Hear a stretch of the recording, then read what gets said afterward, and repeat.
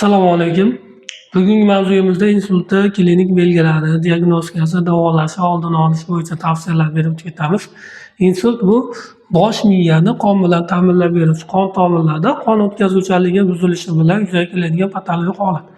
Insult bilan kasallanish hozirgi kunda tobora ortib bormoqda. Endi insultni sabablari bir qancha sabablari bor. Ya'ni yuqori qon bosimi, gipertoniya bilan kasallanganligi, qandli diabet bilan kasallanganligi, stress omillar bo'lishi hamda zararli odatlar bo'lishi bu insult bilan kasallanish xavfini oshiradi. Sabablardan bittasi. Endi insultni kelib chiqishi uchun bir necha omillar bo'lishi kerak hamda bir necha vaqt davomida yuzaga kelishi kerak.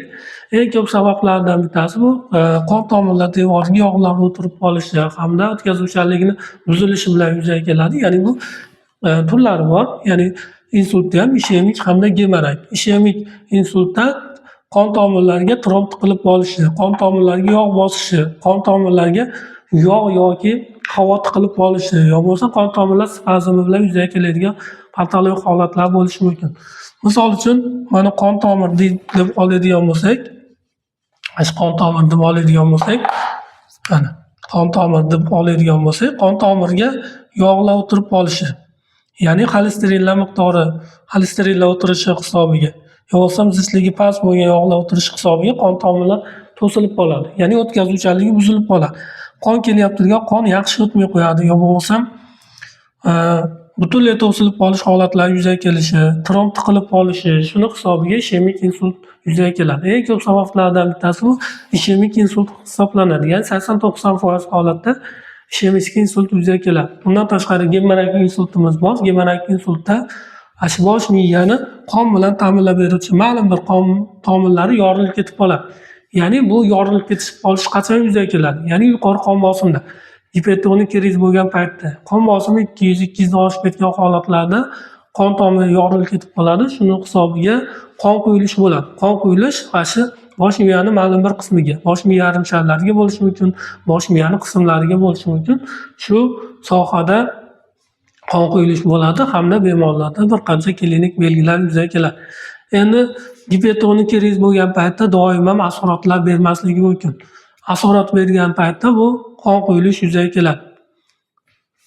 Endi bu klinik belgilariga keladigan bo'lsak, klinik belgilari bemorlarda qaysi turiga qarab turib, ya'ni ishemik yoki gemorak turiga, yo bo'lmasa qaysi qism, ya'ni bosh miyani qaysi yarim sharida, qaysi qismida bo'lishiga qarab turib bir qancha klinik belgilar yuzaga keladi. Endi asosiy klinik belgilarini aytadigan bo'lsak, bemorlarda harakatni cheklanishi, ya'ni bir tomonlama, chap tomonda bo'lishi mumkin, o'ng tomonda bo'lishi mumkin.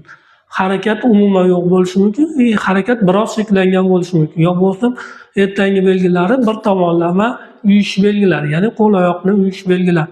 Undan tashqari nutqni buzilishi, gapira olmaslik, yo bo'lmasa eshitishni buzilishi, ko'rishni buzilishi, bir tomonlama, ikki tomonlama, yo'q bo'lmasa yuzdagi asimetrik holatlar, ya'ni qovoqni qoshni ko'tarilib qolishi, yo bo'lmasa qoshni tushib qolish holatlari, yuzda asimetrik holatlar, shunga o'xshagan bir qancha holatlar shikastlanishi bilan yuzaga kelishi mumkin. Yo bo'lmasa hushni yo'qotish holatlari, savollarga javob bermaslik holatlari bir qancha klinik belgilar bilan namoyon bo'ladi.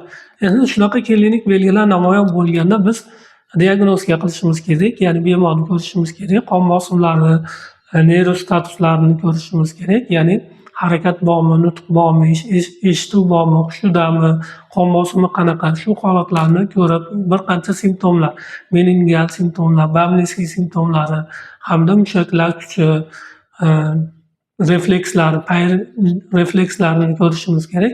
Shularga asoslanib turib biz qo'shimcha tekshiruvlar qilamiz. Qo'shimcha tekshiruvda MRT tekshiruvi, angiografiya tekshiruvlar qilamiz.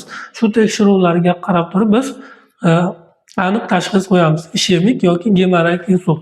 Endi bu insultni turiga qarab turib biz davolash rejasini tuzib chiqamiz. Agar ishemik insult bo'ladigan bo'lsa, ishemik insultda biz qon tomiridagi yog'larni eritishga, tromblarni eritishga, qon aylanishini yaxshilovchi dori vositalar beramiz.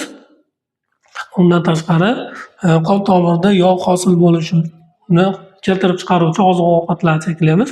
Agar gemorak insult bo'ladigan bo'lsa, yuqori qon bosimini stabilllashtirishimiz kerak hamda qon to'xtatuvchilar qilishimiz kerak. Qon tomirlar devorini mustahkamlovchi dori vositalar berishimiz kerak. Undan tashqari bosh miyada mikrosirkulyatsiya, ya'ni oziqlanishni yaxshilovchi noturib dori vositalarini berishimiz kerak. Endi insult bilan kasallanmaslik uchun nima qilish kerak? Birinchi navbatda qon bosimini me'yorlashtirish kerak. Antigipertenzik dorilar vaqtida ichish kerak, qandli diabetni nazorat qilish kerak, zararli odatlarni cheklash kerak hamda kunlik mashqlar, harakatlar hamda bosh miyani yaxshilovchi oziq-ovqatlar, yog' mahsulotlarini cheklashimiz kerak bo'ladi.